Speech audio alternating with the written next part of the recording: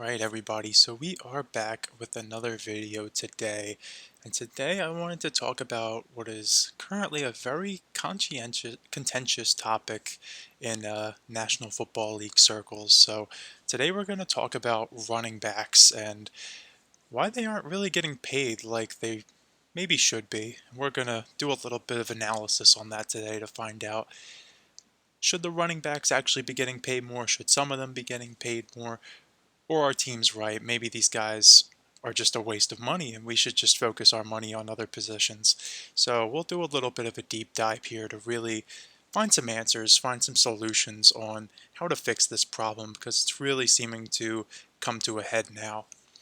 So to start off here, I wanted to just talk about how running backs, or rather how the running game rather, has been evolving as the league has progressed here over the last 20 years. Now we're going to start with 2003 here. I wanted to go back a little bit further to 2002 ideally, so we could do a nice 10-year gap from 2002 to 2012 and then from 2012 to 2022, but this is the farthest I could get back the statistics on, but this will suffice for now.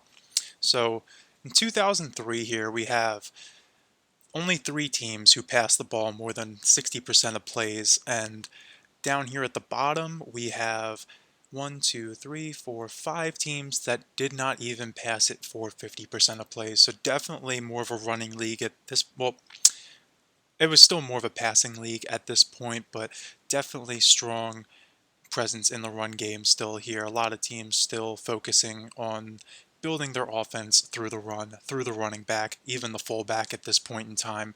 And then up here we have 3 teams who were really focused on passing the football. Then we see this evolve as we go through to 2012.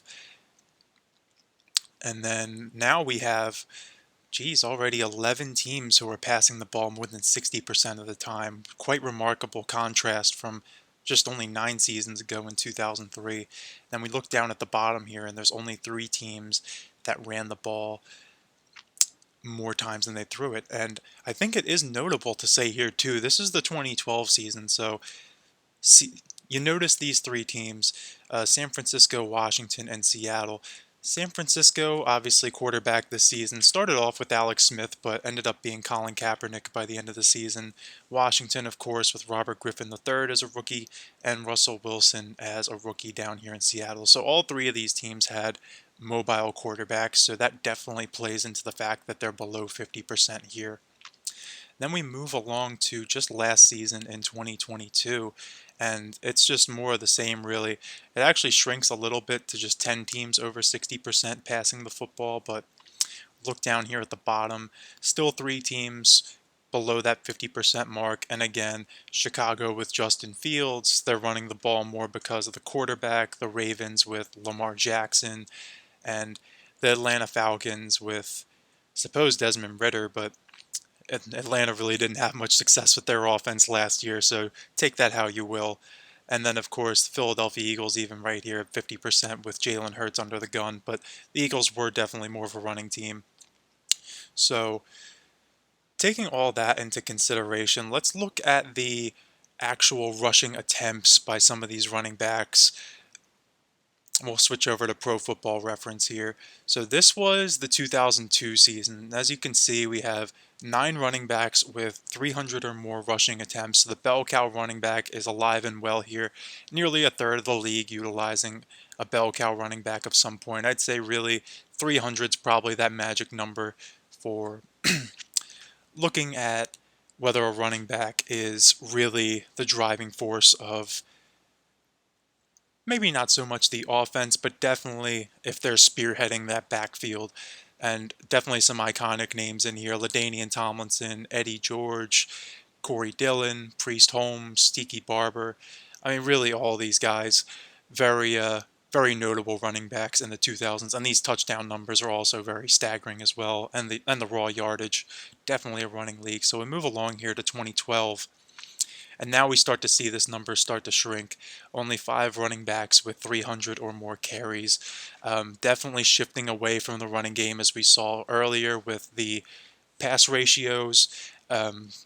the bell cow running back is definitely start to become a bit of a unicorn, if you will. Only 5 names here, and these are a little bit less iconic. Of course, Adrian Peterson and Marshawn Lynch, absolute stalwarts of the running back position, but Arian Foster, um, he had a solid few seasons there in the early 2010s, but definitely more of a flash in the pan, wasn't really as consistent over as long a period of time. And then we see Alfred Morris and Doug Martin here, both in their rookie seasons, and this definitely was more of an anomaly as these guys weren't really able to sustain this production over the course of their career. So let's jump ahead to just last year in 2022. And now we see there are only just 3 running backs. So over from 2002, we had 9. 2012, it shrunk down to 5. And then now, just last year, there are only 3 here. So very remarkable to see that shift. Um, and of course, we also have to note here that the running backs are definitely a strong presence in the receiving game as well. So that was another thing I really wanted to analyze with this. So let's see how that's evolved since 2002 as well. So this is the receiving stats for 2002, and the names in orange here are the ones who are running backs. So I sorted this by targets because it shows how much an offense really values the running backs in the pass game here. So here we have 3 running backs over 100 targets in a season.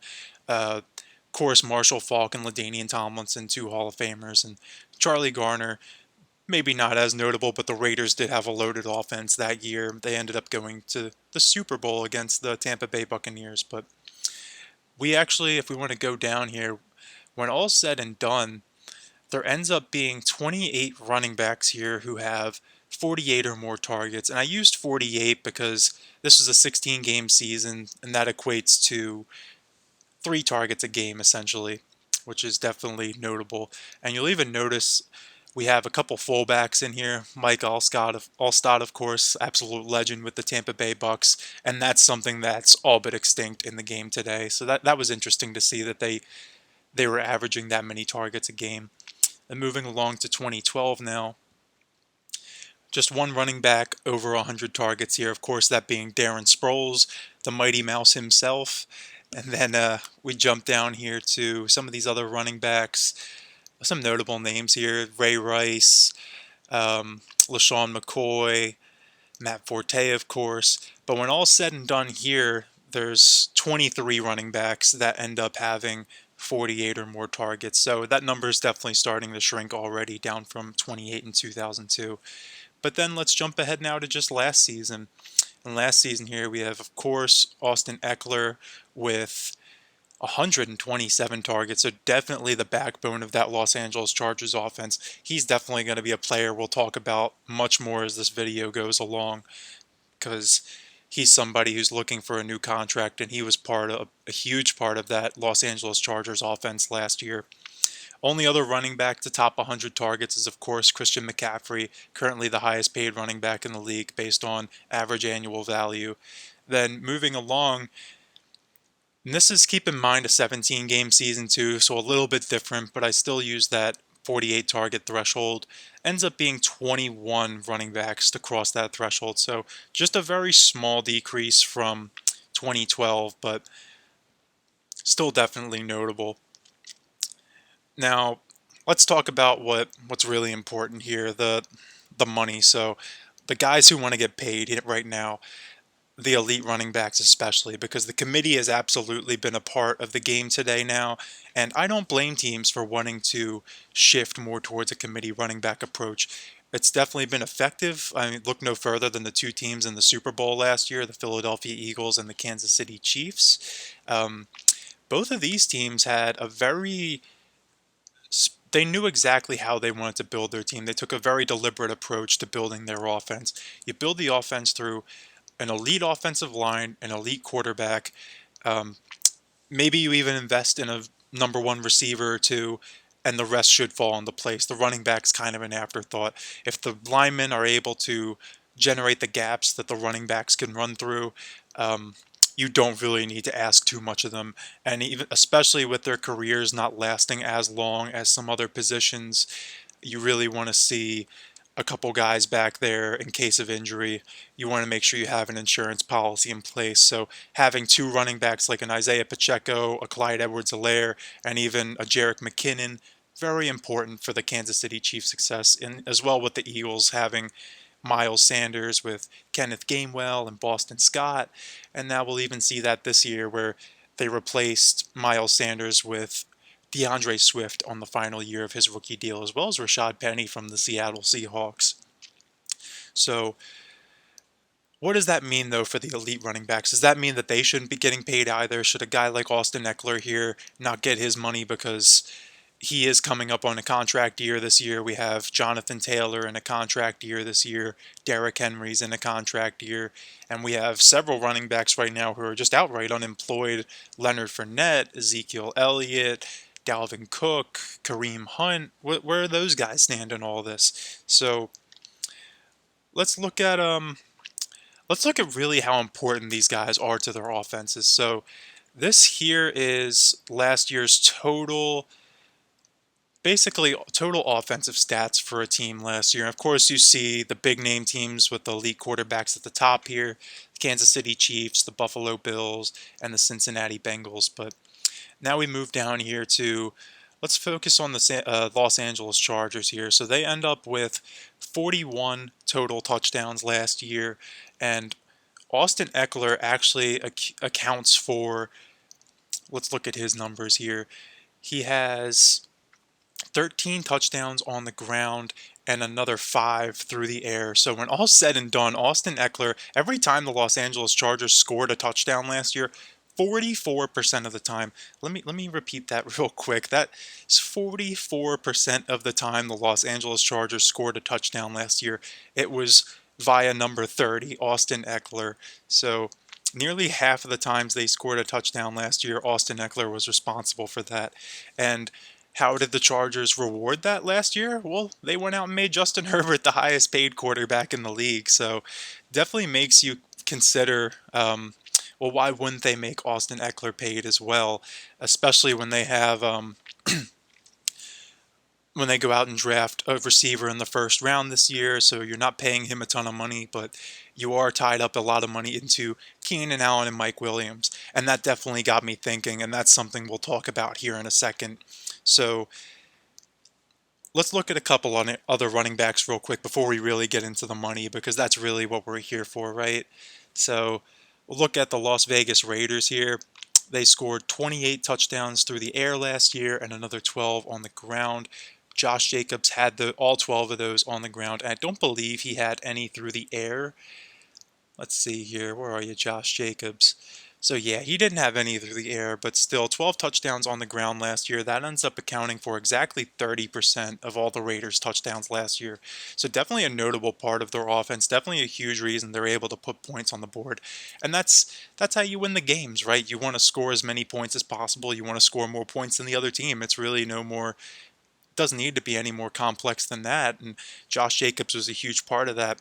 And they go out and draft an offensive lineman in the first round this year. So you would think, if you sign Josh Jacobs to a contract, that he would deliver just as well on that this year. And this was a player who last year he had 1,653 yards through on the ground and then an additional 400 through the air. So he had more than 2,000 all-purpose yards last year, and 30% of the team's touchdowns. So really a huge part of what they did offensively. And they have a new quarterback this year in Jimmy Garoppolo. They lost Darren Waller, their number one tight end. So you would think that the Las Vegas Raiders would make it a priority to bring Josh Jacobs back and give him what he wants, especially considering he was only 24 years of age last year. It's not like he's a 20, 28, 29, 30-year-old running back here with a lot of wear on him, a lot of wear on his tires here. So there's one more player we'll look at here, and that's Saquon Barkley. He was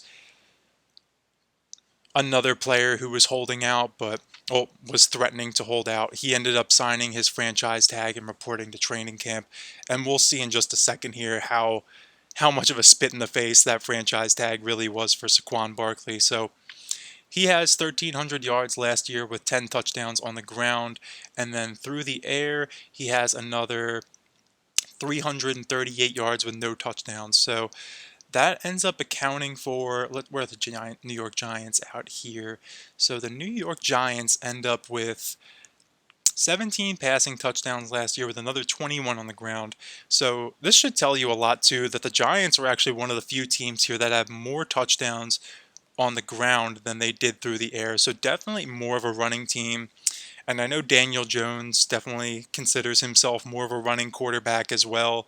Also fascinating that the Giants paid Daniel Jones 40 million plus in this past offseason, but gave Saquon Barkley just a $10 million franchise tag offer. And Saquon Barkley ends up accounting for 26% of the Giants' touchdowns last year. So not as much as Jacobs, certainly not as many as Austin Eckler, but a notable figure at that. And again, Saquon Barkley was a guy who was only 25 years of age last year. He'll be 26 this upcoming season. So not an old player by any means. He has been in the league a few years now. Certainly had his injury concerns, but he's still young. He's got a lot of football ahead of him still. So let's look at what are some solutions here, right? So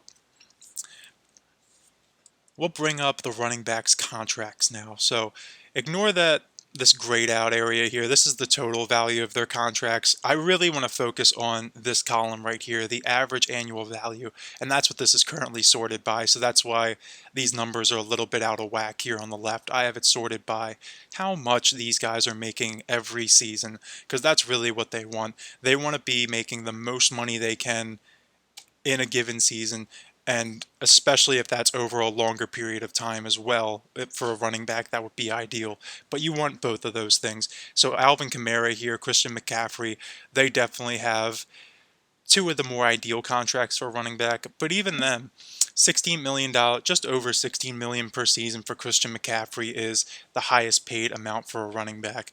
Um, and then you start to see this number quickly decrease and deteriorate. It goes down a whole million here to Alvin Kamara, then it jumps down 2.5 million to Derrick Henry here at 12.5, and Derrick Henry is in a contract year this year in 2024, so definitely be interested to keep an eye on that situation, especially as he's approaching age 30. Then also we have down here our franchise tag guys. So we have Tony Pollard, Josh Jacobs, and Saquon Barkley with $10 million a season, just over $10 million a season, which I know you might be thinking, oh, well, $10 million a season, that's a ton of money. They should be happy with that.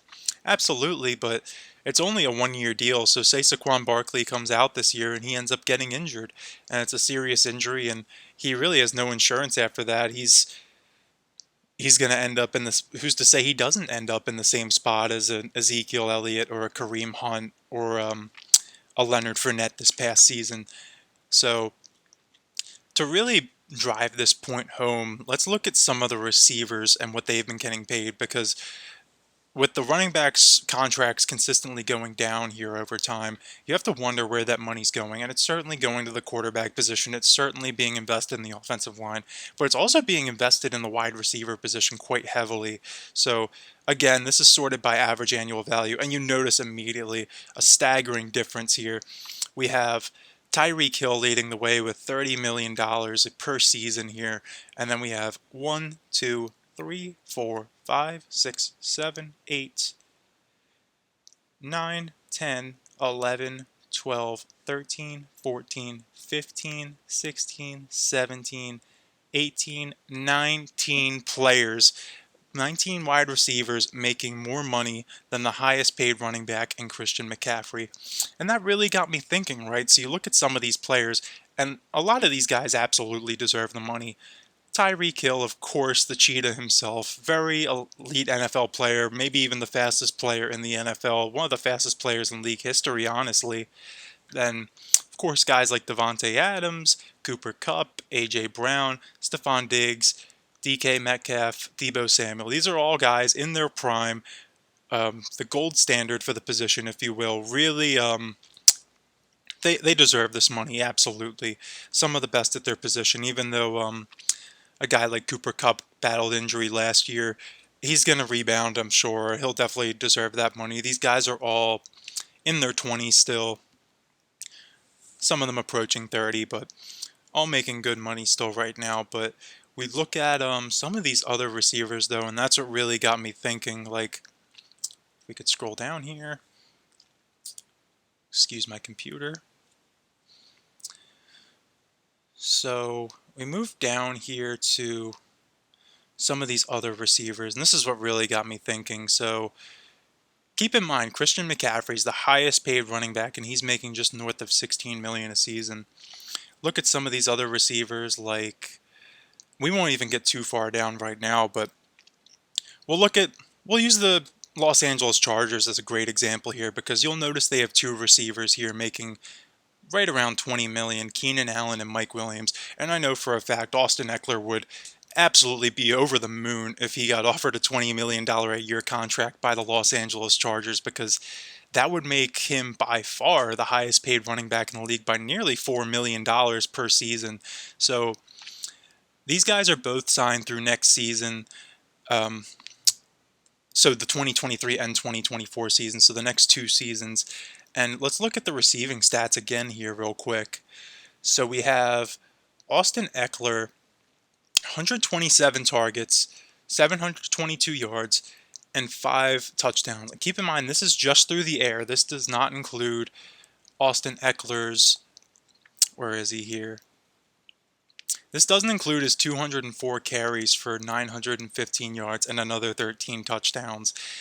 This is just his receiving stats here. So Justin Herbert threw the ball to Austin Eckler 127 times.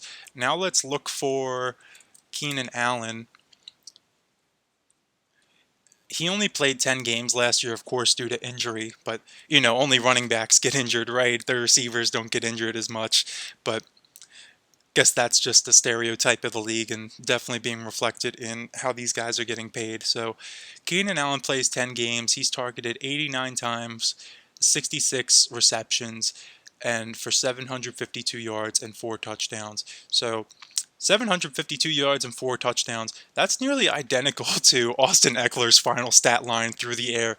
And like I reiterated, this does not include Austin Eckler's rushing stats last year. He is a running back, and he had a near identical receiving stat line to Keenan Allen. Then we also have, let's look for Mike Williams here, because he was the other player for the Los Angeles Chargers. He plays 13 games for the Los Angeles Chargers. Again, battle injury, but, only running backs get injured, right? So he gets targeted 93 times for 63 receptions, 895 yards, and 4 touchdowns over 13 games. Again, so this is pretty close to what Austin Eckler was doing through the air. And in fact, even if Mike Williams does play all 17 games, you could say, oh, well, that would take away some of Eckler's targets. That would give Mike Williams a little bit more. But when all's said and done, this is still, he has 93 targets compared to Eckler's 127. Even if you say over those 4 games, he's able to get maybe another 15 targets there over that span, and it takes away another 15 from Eckler, they'd be right around 100, 110, 105 targets each, so they'd still be pretty similar. And for the total yards for the season, 895 and 4 touchdowns. Austin Eckler had 722 with 5 touchdowns. So again, Austin Eckler was right there with Mike Williams' final production. And this didn't even include his rushing statistics. So really remarkable to see. Then we look at some of these other players on here, like DJ Moore, Amari Cooper, Chris Godwin, Brandon Cooks, Deontay Johnson, Christian Kirk, Tyler Lockett. These are all solid receivers, and we'll look at their statistics over here as well. So again, Chris Godwin right here with 142 targets, 1,000 yards, but only 3 touchdowns.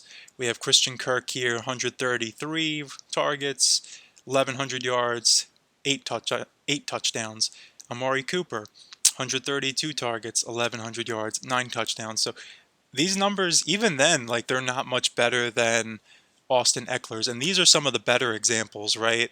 So let's look at some more egregious ones, and then here's DJ Moore down here with Tyler Lockett. Um, let's look at like, geez, you look at some of these guys here, like Hunter Renfrow. He made more money than Christian McCaffrey last year. He would have been the highest paid running back last year, and Hunter Renfrow, I mean, he really hasn't had a bad NFL career by any means, but I wouldn't say it's been a spectacular one either. He had an injury-shortened season last year, of course, as well, but this is a Las Vegas Raiders team that already has Devontae Adams as their number one receiver, yet they're going to pay Hunter Renfrow $16 million a season, opposed to Josh Jacobs, a player who got them 2,000 all-purpose yards last year. It seems questionable to me, and that's what I noticed this trend really of. These teams are more comfortable paying, of course, the quarterbacks and the offensive linemen before running backs. This narrative's been well established, but they're even more comfortable paying their number two receivers more than an elite running back. And not just like their running back one. I understand why a team like the Eagles would let Miles Sanders walk in free agency. He was a really solid player, but it wasn't anything spectacular. You'd rather have A.J. Brown get that money. You'd rather eventually pay Devontae Smith that money. Maybe even Dallas Goedert, but of course Jalen Hurts. But for a team like the Las Vegas Raiders, I would much rather have Josh Jacobs getting that check than somebody like Hunter Renfrow. Just makes our offense more three-dimensional. He's somebody who can just do more things for us.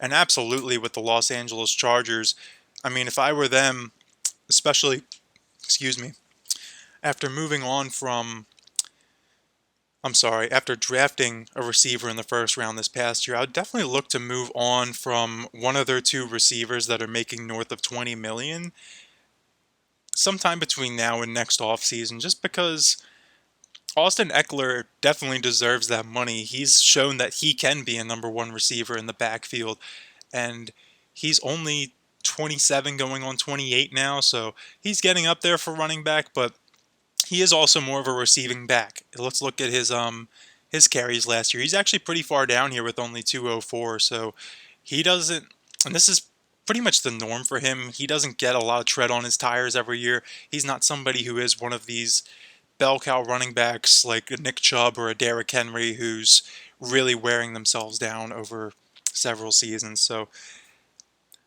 that was really the crux of what I wanted to look at today. I will mention a couple small things before I end this video. Just a couple potential solutions to this. Obviously, talked about maybe not paying number two receivers as liberally as teams have been, because you definitely even look at some of these other guys down here like Allen Robinson, Cortland Sutton, Corey Davis, Michael Gallup, Curtis Samuel, Tim Patrick. Like, really, we're paying these guys more than Saquon Barkley this season. That really doesn't seem fair. And forget about fair. If you're just talking about building a team, doesn't seem very wise to be paying. I mean, Jesus, Jacoby Myers is the Raiders' number three receiver, is potentially going to be making more than Josh Jacobs' franchise tag. That just seems egregious to me. But I suppose that's just my opinion. But some potential solutions to this to help the running backs get their bag. I would say probably look for maybe some higher AAV contracts over a shorter period of time. The running back should definitely be looking. I know a lot of pretty much every NFL position, every guy wants that guaranteed money right now, but for the running backs, they probably deserve it more than anybody, honestly. So even if it's like a 3-year deal for something that's more comparable to what these players are making, or at the very least, I feel like 20 million. I don't see why somebody like Christian McCaffrey or Austin Eckler can't make $20 million in the NFL today, that while somebody like Amari Cooper can, or Chris Godwin. No disrespect to those players, of course, just like from a team building point of view, I feel that Austin Eckler or Saquon Barkley or Christian McCaffrey just bring so much more to the table than these guys.